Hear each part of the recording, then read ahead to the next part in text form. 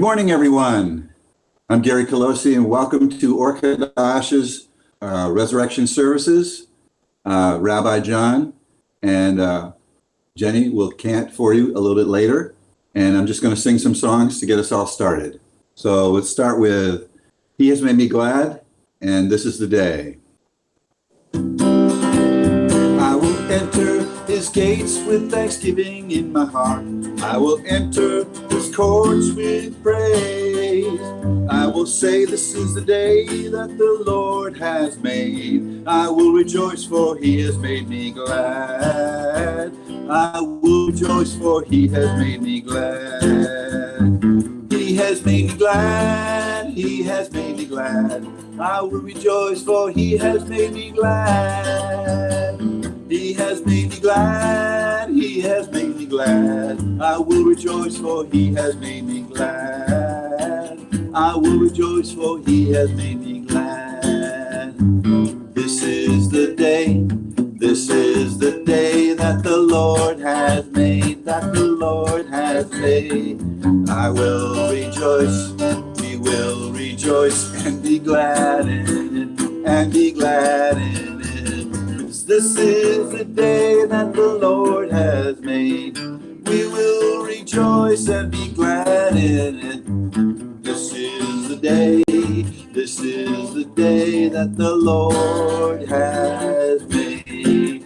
But I will enter his gates with thanksgiving in my heart. I will enter his courts with praise. I will say this is the day that the Lord has made. I will rejoice for he has made me glad. I will rejoice for he has made me glad. Okay, let's do, this wasn't on the sheet, but I'm going to do Come Let Us Go Up, because we used to walk up that mountain, that hill that was a great thing, and like they do in Jerusalem, to walk up to the Temple Mount. So here we go. Come, let us go up to the mountain of the Lord, and to the house of the God of Jacob. Come, let us go up to the mountain of the Lord, and to the house of the God of Jacob. For the Lord will go forth from Zion, and the word of the Lord from Jerusalem. We will walk in his footsteps, and he will teach us his ways. Come, let us go up to the mountain of the Lord, and to the house of the God of Jacob. Come, let us go up to the mountain of the Lord, unto the house of the God of Jacob. For then he will judge many peoples, and decide for all nations, both far and wide. Swords will be beaten into plowshares, and nation will not learn war again. Come, let us go up to the mountain of the Lord, and to the house of the God of Jacob. Come, let us go up to the mountain of the Lord, and to the house of the God of Jacob. Unto the house of the God of Jacob. Unto the house of the God of Jacob.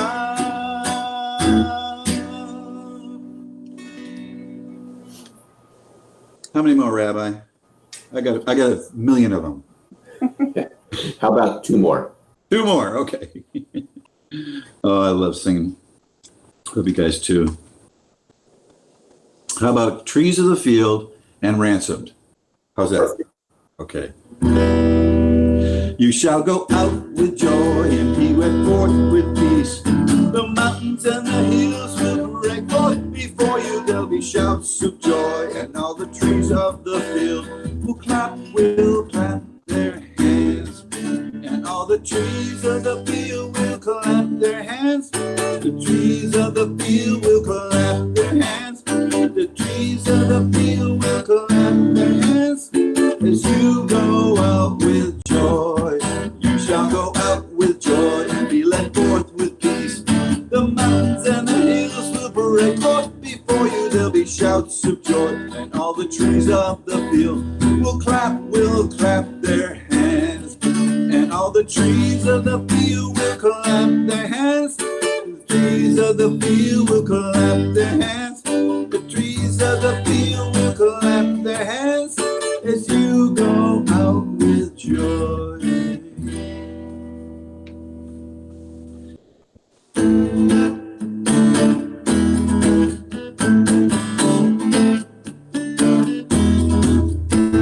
The ransom of the Lord shall come, singing hallelujah. Lord in Zion, praising God's name. Everlasting joy shall be upon their heads. No more sorrow, sadness or shame. Break forth into joy, city of Jerusalem. Fear not, sons of Israel, Messiah has come. They come with joyful shouting, singing hallelujah. The nations of the world rejoice, free from all blame. Children laughing, lifting up their hands in praise. Old men clapping, blessing God's name. Break forth into joy, city of Jerusalem. Fear not, sons of Israel, Messiah has come. The remnant of God's people come, singing hallelujah. Dance before the Lord in song, praising God's name. Lion and the lamb so graced together. Leopard and the wolf will be tame. Break forth into joy, city of Jerusalem. Fear not, sons of Israel, Messiah has come. La la la la la la la la la la la la la la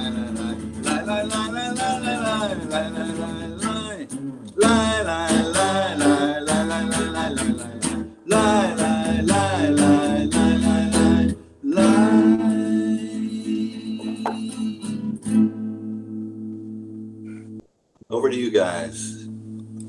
And thank you very much, Gary. And to all of you out there who have joined us on this particular day, we are grateful that you're able to join us. And we're just grateful to be able to have this service together in this particular morning.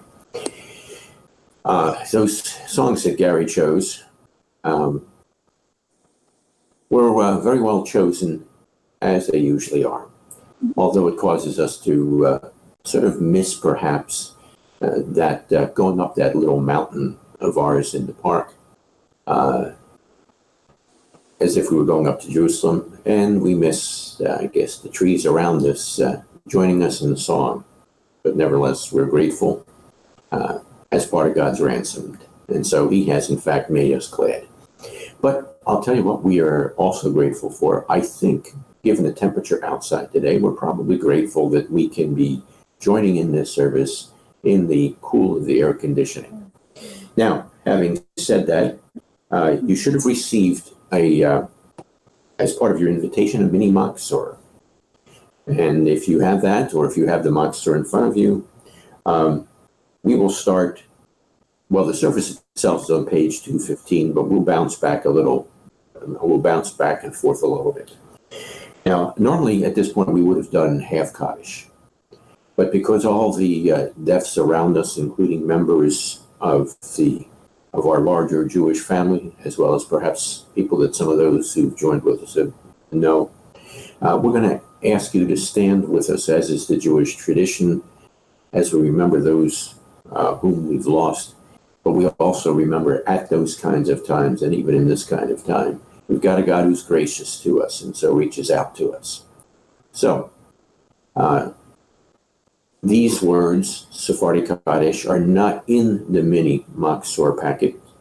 But if you have the packet from Shabbat evening, it's page 156 to 157. If not, simply follow along with the words and agree with them as Jenny leads us. So please rise as we respond with Sephardi Kaddish.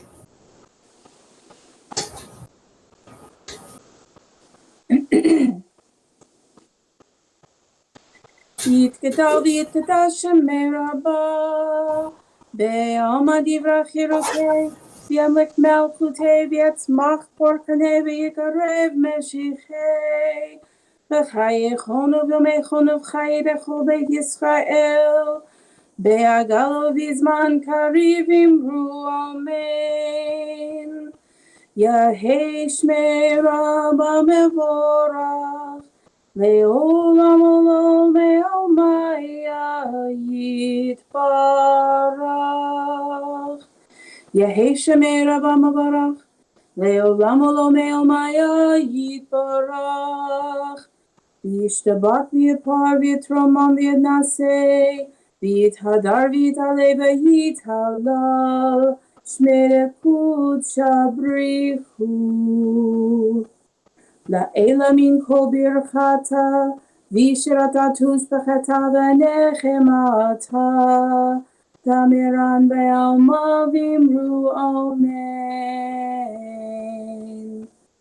יהי שלמה רבה מן שמיה, וחיים טובים עלינו, ועל כל ישראל ואמרו אמן. עושה שלום במרומיו, הוא יעשה שלום עלינו, ועל כל ישראל ואמרו amen. Glorified and sanctified be his great name in the world, which is created according to his will. May he bring about the reign of his kingdom and cause his salvation to sprout, and bring near his Messiah in your lifetime and in your days, and in the life of all the house of Israel, speedily, yes, soon, and let us say, Amen. May his great name be blessed forever and forever eternally. Blessed and praised, glorified and exalted, extolled and honored, adored and lauded be the name of the Holy One, blessed be he, who is high above, far above all blessings and hymns, and praises and consolations which are spoken in the world, and say, Amen. May there be great peace from heaven and good life for us and for all Israel, and say, Amen. He who makes peace in the heavenly realms, may he make peace for us and for all Israel, and let us all say, Amen.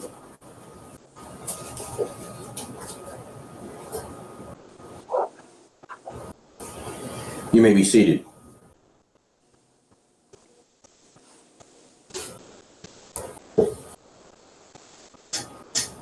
As we are now officially back on pages 214 and 215 in the Machzor,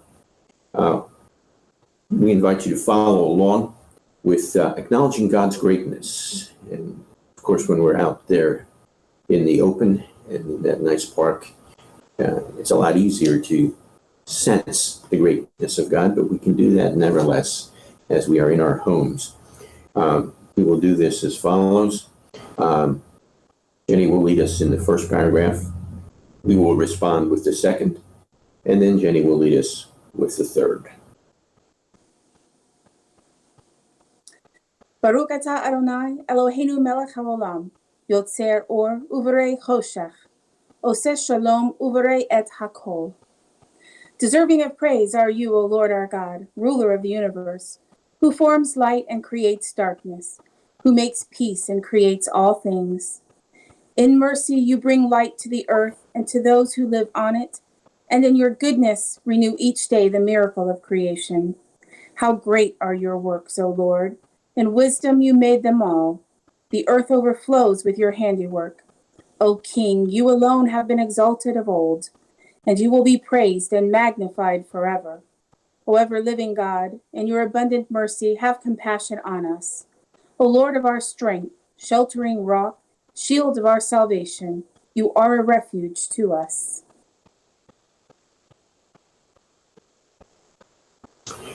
O God, blessed and great in knowledge, you have designed and created the radiance of the sun. You, O gracious one, have brought glory to your name. You ordered the celestial bodies by your strength. All your hosts in heaven continually proclaim your praise and your holiness, O Almighty. May you be praised, O Lord our God, for the magnificence of your handiwork and for the great galaxies you made. All will glorify you. To the blessed God we sing sweet songs. To the ruler, the living and ever faithful God, we sing hymns and declare our praises. For you alone work mighty deeds and make new things. You are the Lord who conquers evil, sowing righteousness and reaping salvation. You heal, for you are the Lord of wonders and revered in praises. In your goodness you renew the creation continually. As it is said in the psalm, give thanks to him that made great lights, for his faithful love endures forever. Ohr Chadash al Zion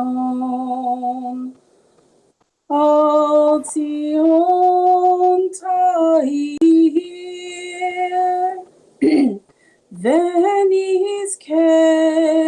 ונזכה כולנו מהרה לאורו. אור חדש על ציון. ונזכה כולנו מהרה לאורו. ברוך אתה אדוני יוצא המורו. Deserving of praise are you, O Lord, creator of great lights. And now I'm going to invite you to rise again, this time facing east, the direction of Jerusalem, as we respond with the words of the Shema. And you will find those also in the packet. It would be pages 14 to 17. And again, I invite you to stand and respond to the one, the creator of all, who's created the magnificence of this handiwork, but to whom we can now acknowledge our gratitude as well as our commitment.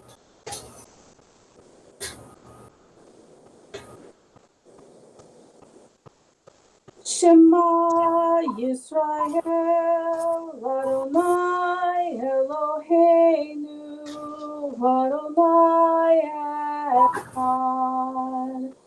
Baruch Shem Kevod Malachuto, Leolam Vayed. Be'ahavta et Adonai Elohecha, bechol levavcha uvkol nafshecha uvkol meodecha. Vehayu hadvarim ha'eleh asher anochi mitzavcha hayom al levavecha.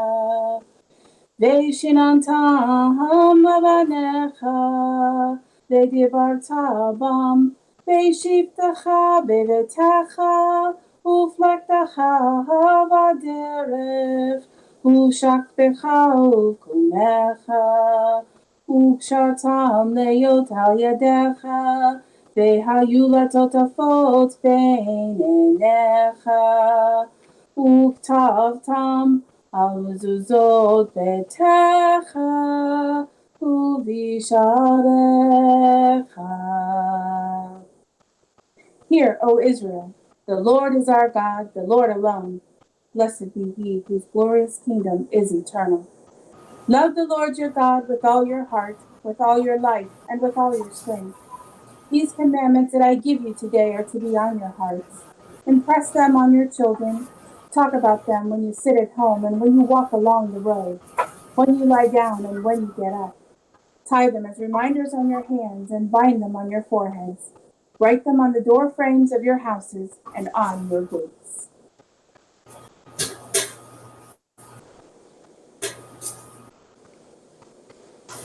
We remain standing and facing east for the Amidah portion for this particular morning, and that's the portion that's found on 2:16 and 2:17. As we respond in quiet, make sure these words reflect your response, and then as they trigger other responses, feel free to add those to this particular prayer.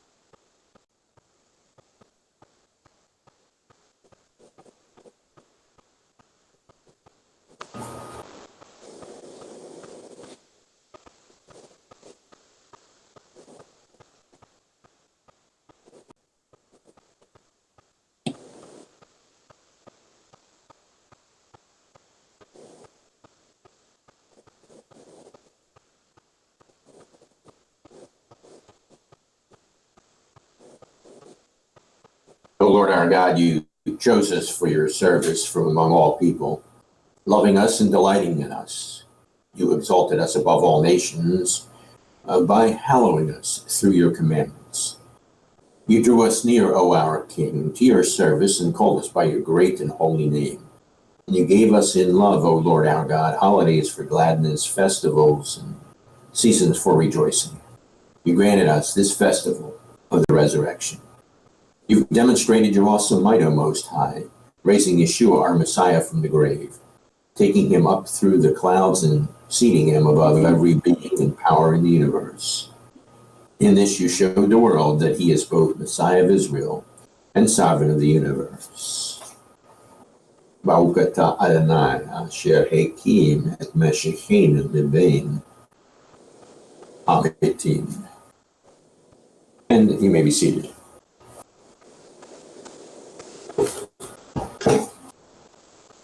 We're now getting ready to count the Omer as we continue to count down from Passover to Shavuot. And as we do so, Jenny's going to lead us in just a moment. But we will do that first paragraph together, and then she will respond with the second and lead us through the counting of the Omer. The counting of the Omer, as I said, connects Passover and Shavuot. It reminds us that the job of liberation was not completed fully until God delivered to us his instructions for a life of liberation, as well as the very life behind that liberation, his spirit within us.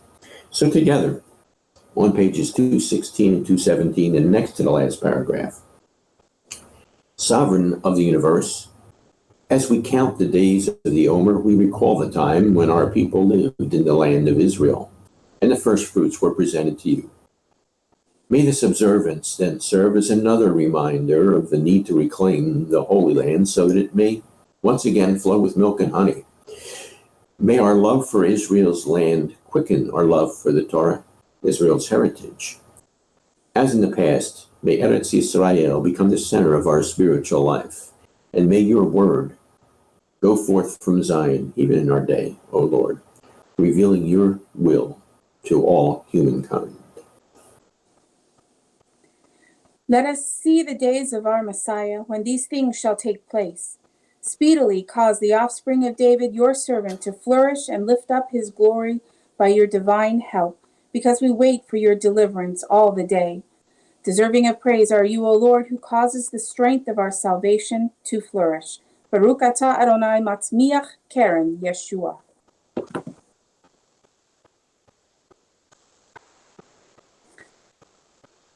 Baruch atah Adonai Eloheinu melech haolam, asher kidshanu b'mitzvato v'tivanu al sefirat ha'omer. Blessed are you, Lord our God, King of the universe, who has sanctified us by your commandments and commanded us concerning the counting of the Omer.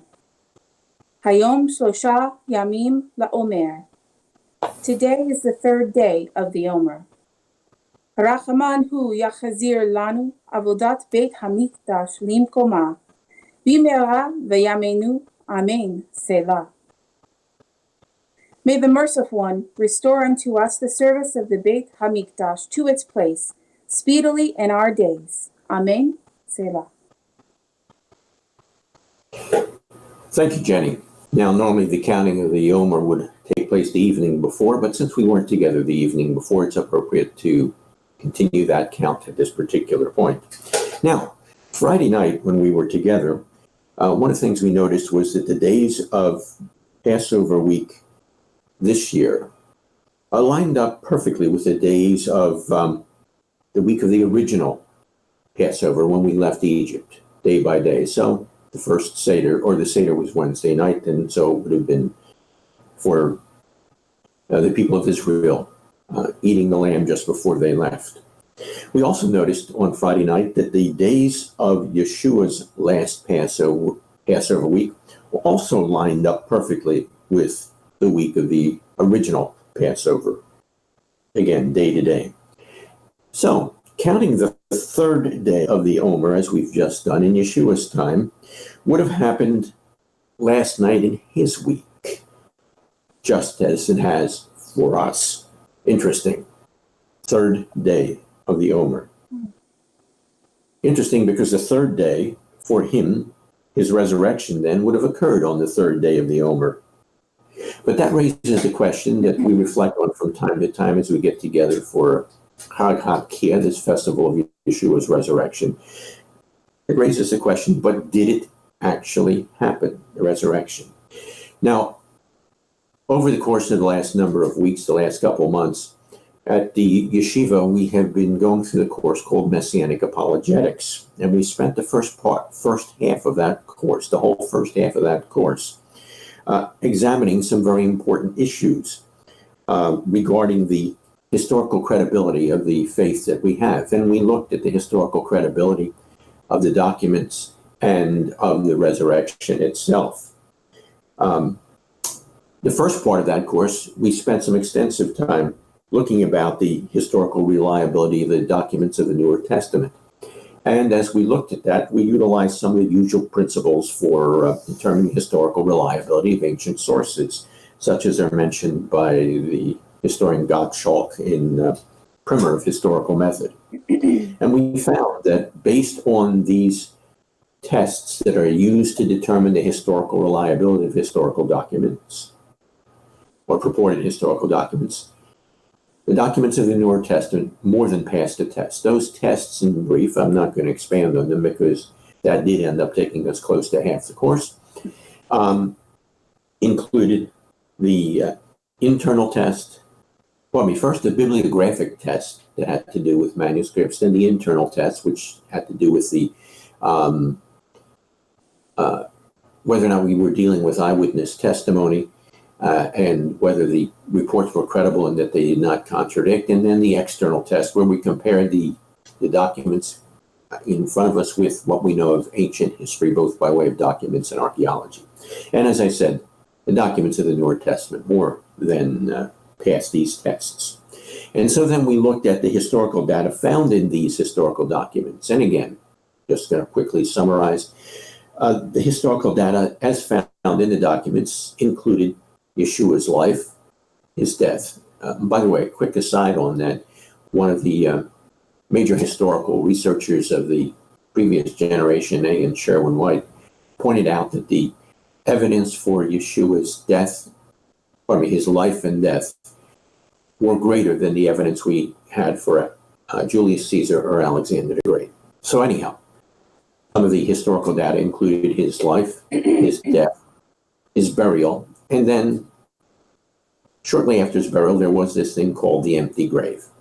That's the historical data. Now, with that historical data, we had to examine some of the corroborating evidences. And as the first part of that, we looked at that empty grave. What were the possible reasons that that grave was empty? In other words, how did it become empty? What are the historical probabilities of how it became empty? Then we also looked at the physical appearances of Yeshua to his followers. And by the way, both the evidences for the empty grave and for the historical appearances are based on eyewitness accounts that we have in these documents.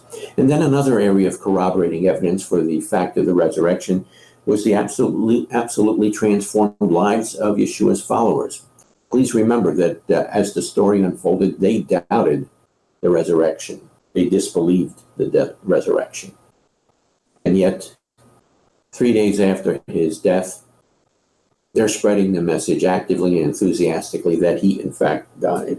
Not only do we have the transformed lives of his followers, which need to be accounted for in some fashion, we also have the surprising existence of the Messianic Jewish movement.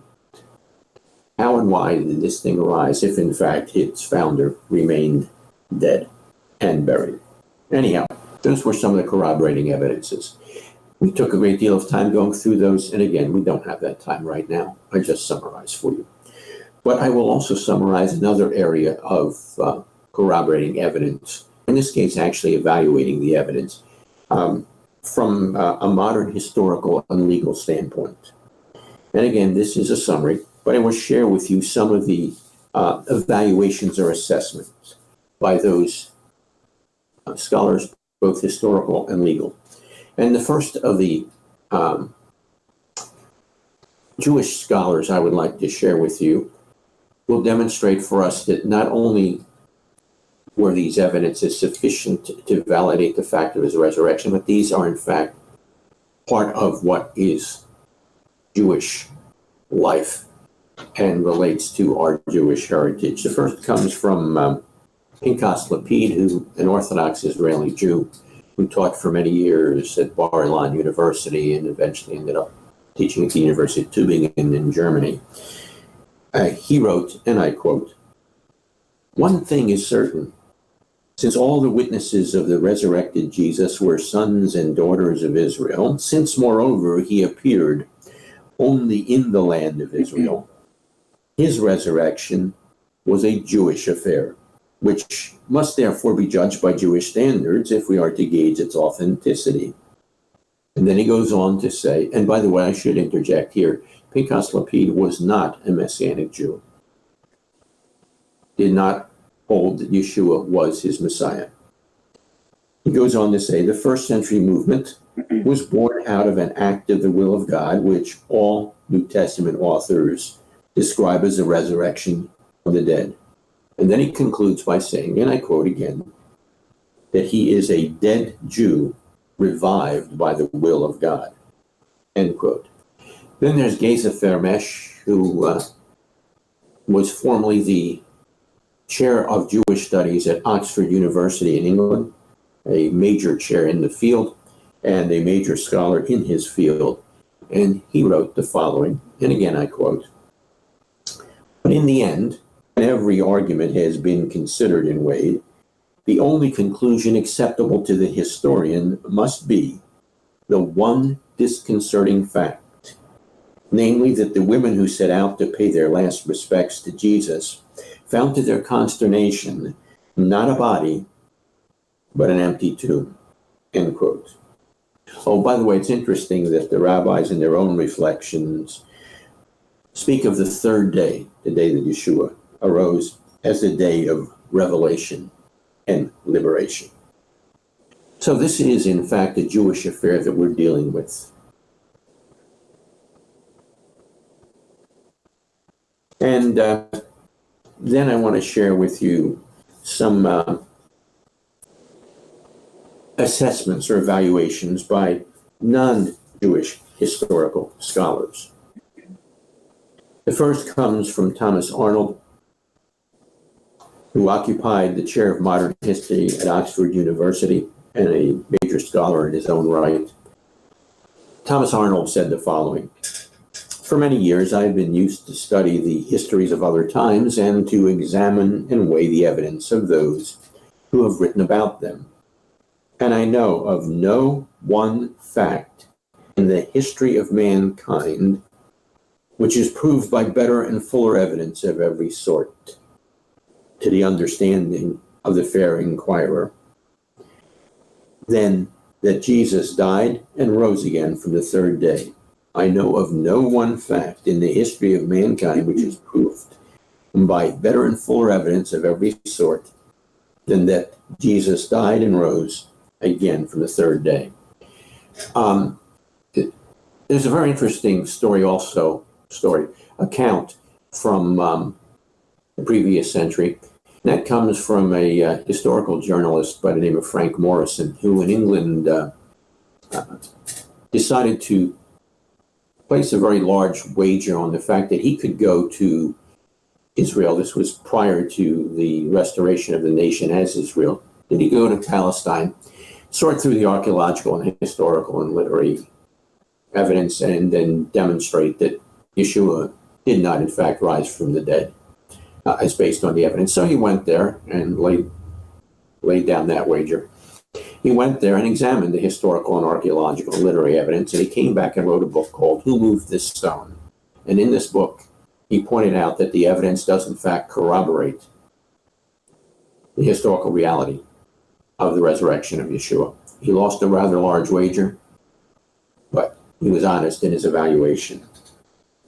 And speaking of the this is Thomas Arnold was also from the United Kingdom, so we'll stay in the United Kingdom.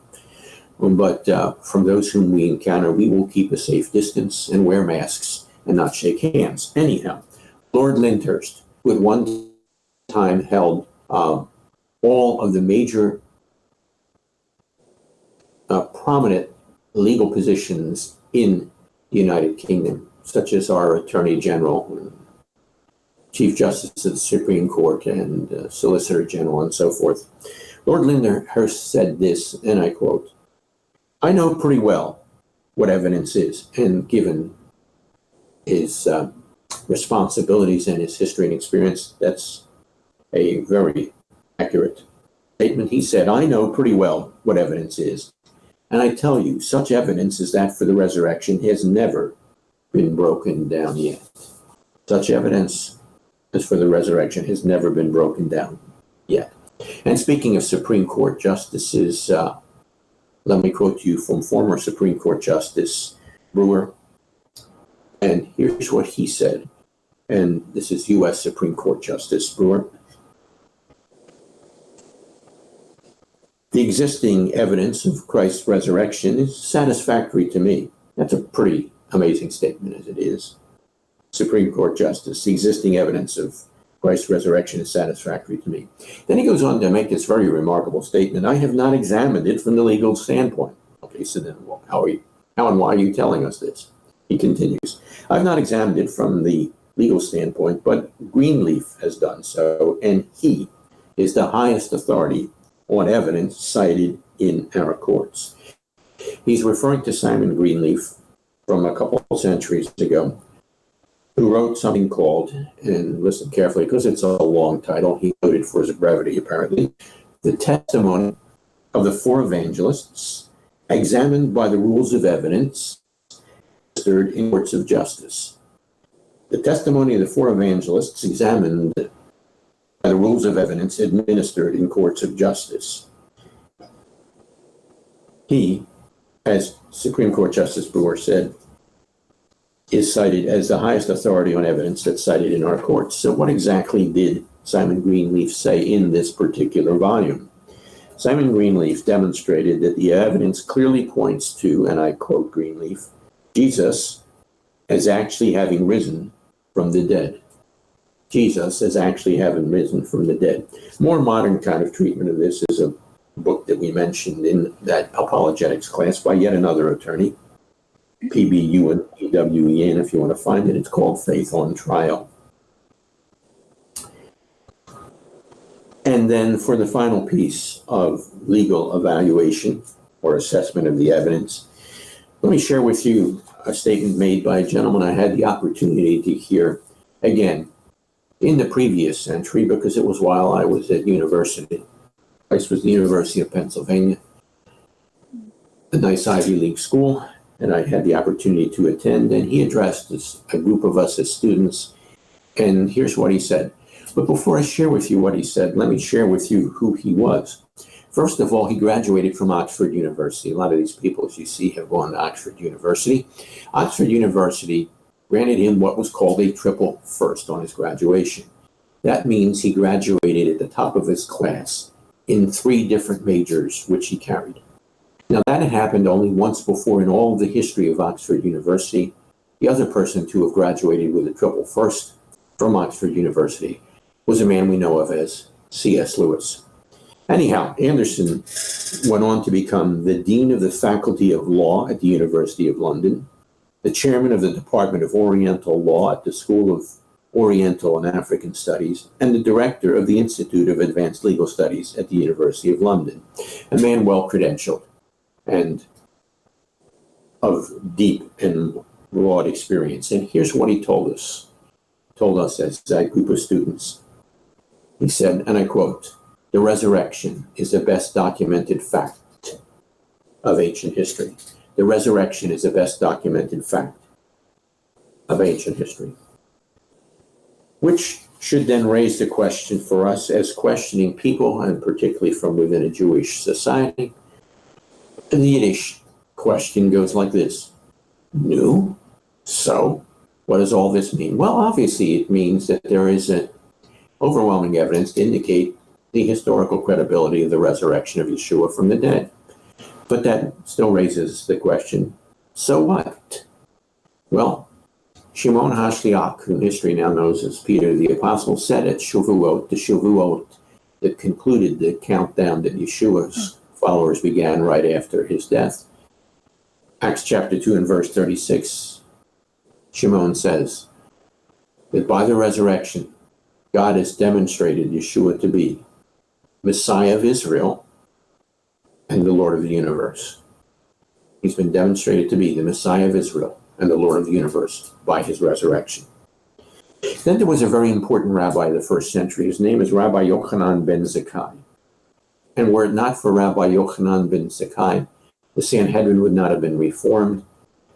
The various writings that became both oral and written, to the various teachings that became known as the Talmud would not have been collected, and Judaism's tradition probably would have disappeared and dissipated after the destruction of the temple.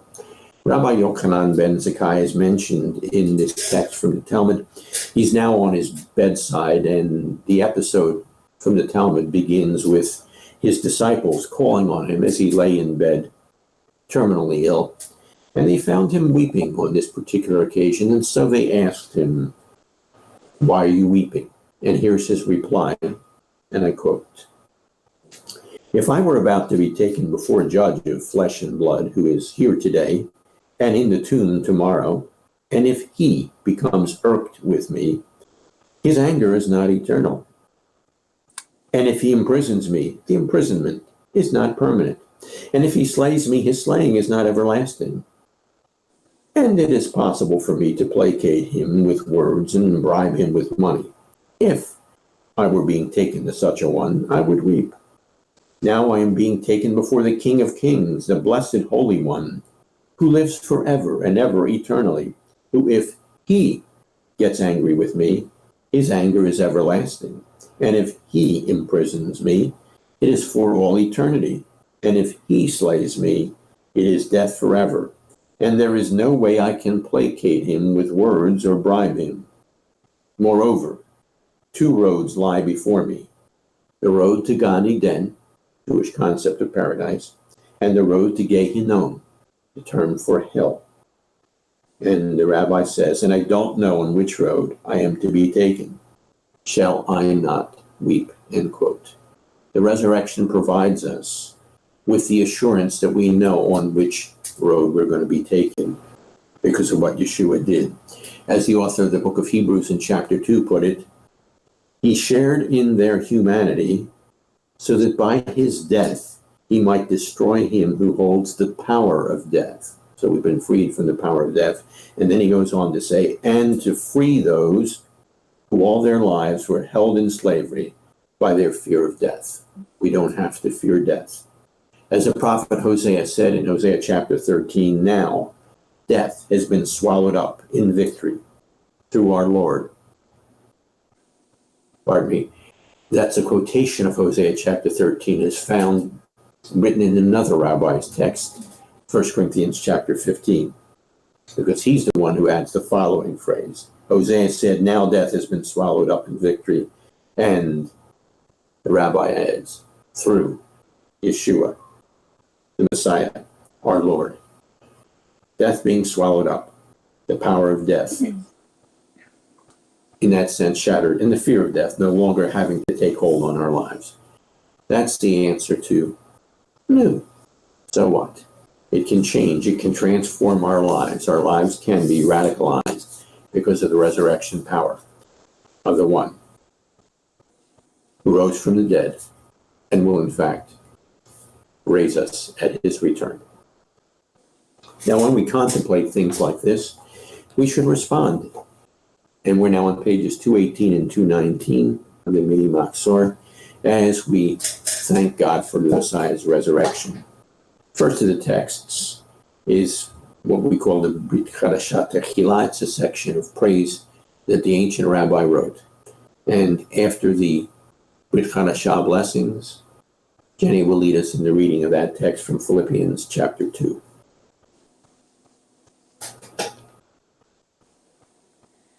Baruch atah Adonai, Eloheinu melech haolam, asher natan lanu Mashiach Yeshua, v'hadavarim shel Brit HaChadashah. Baruch atah Adonai, noten Brit HaChadashah. Blessed are you, O Lord our God, ruler of the universe, who has given us Messiah Yeshua and the words of the renewed covenant. Blessed are you, O Lord, giver of the renewed covenant.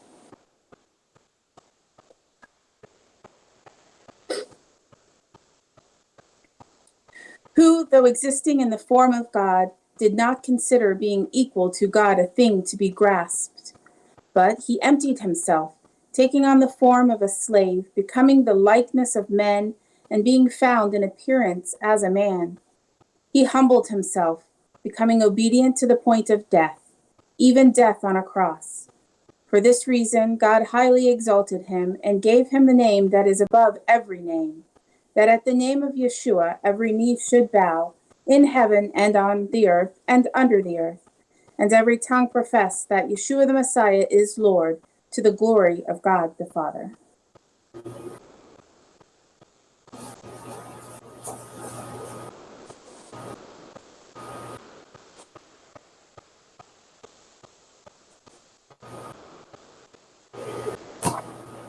The Brit Chadashah Tefillah is a prayer that the rabbi of old offered on behalf of those to whom he was writing, but in that sense, on behalf of us all. It's Ephesians chapter 1, verses 18 to 21.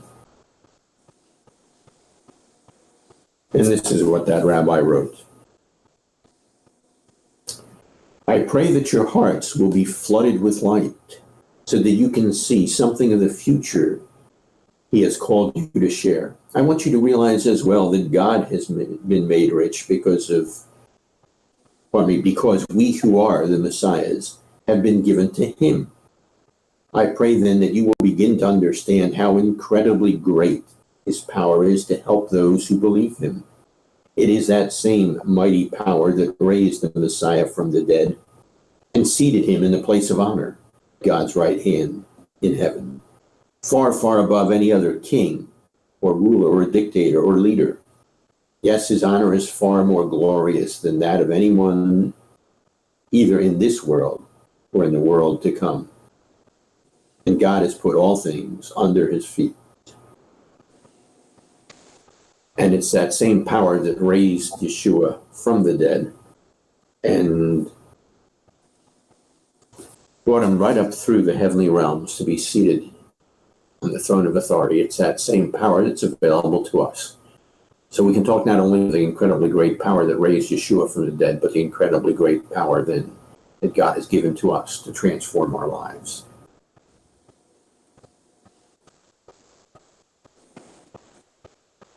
Baruch atah Adonai, Eloheinu melech haolam, asher natan lanu davar emet, v'chayei olam natochenu.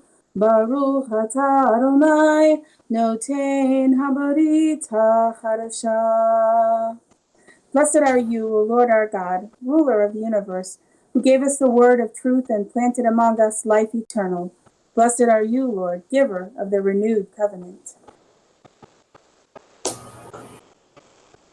And now we conclude our worship together on the middle of pages 218 and 219. We'll do that paragraph together, and then Jenny will lead us in the response, the appropriate response of Shekianu. Feel free to join her with that, or in that as well. So together, we thank God as we conclude our time of celebrating the resurrection of Yeshua together. O Lord our God, bestow on us the blessing of your festivals for life and peace, for joy and gladness, even as you graciously promised to bless us. Hallow us through your commandments, and grant our portion in your Torah.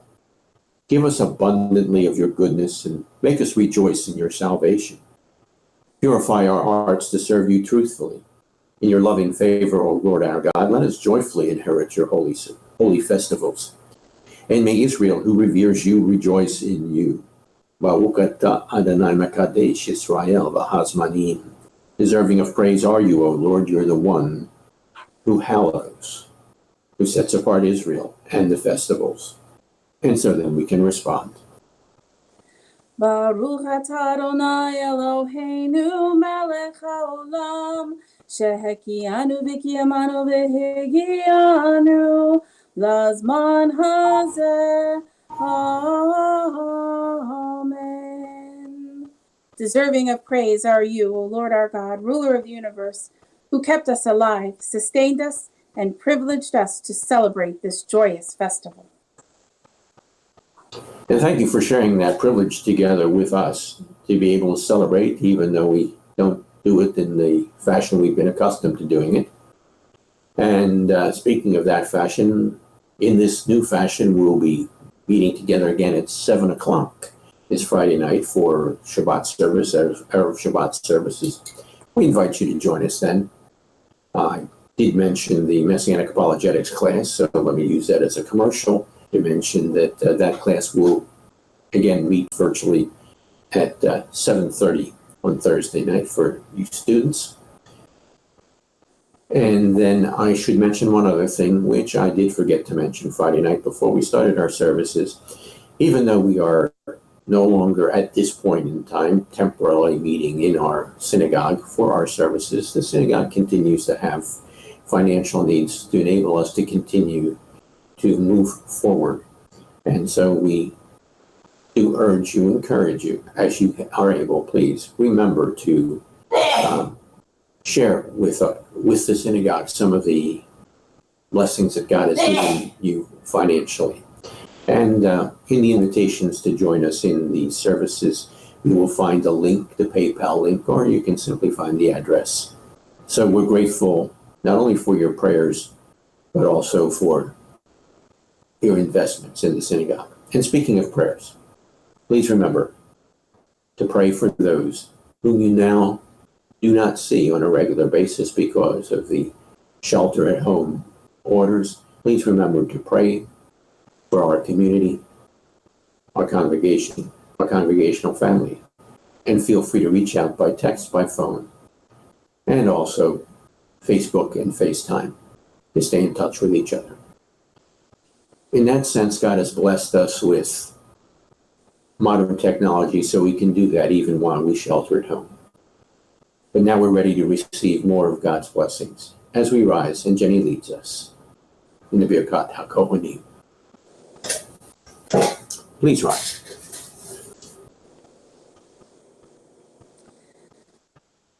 Our God and God of our fathers, bless us with a threefold blessing.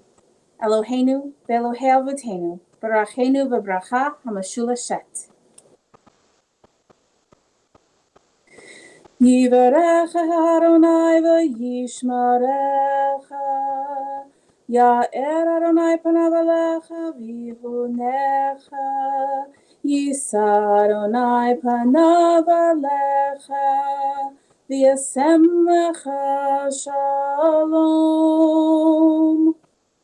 May the Lord bless you and watch over you. May the Lord cause the light of his face to shine upon you and be gracious to you. May the Lord turn his face towards you with favor, and may he grant you peace. Chag Sameach, everybody. Chag Sameach.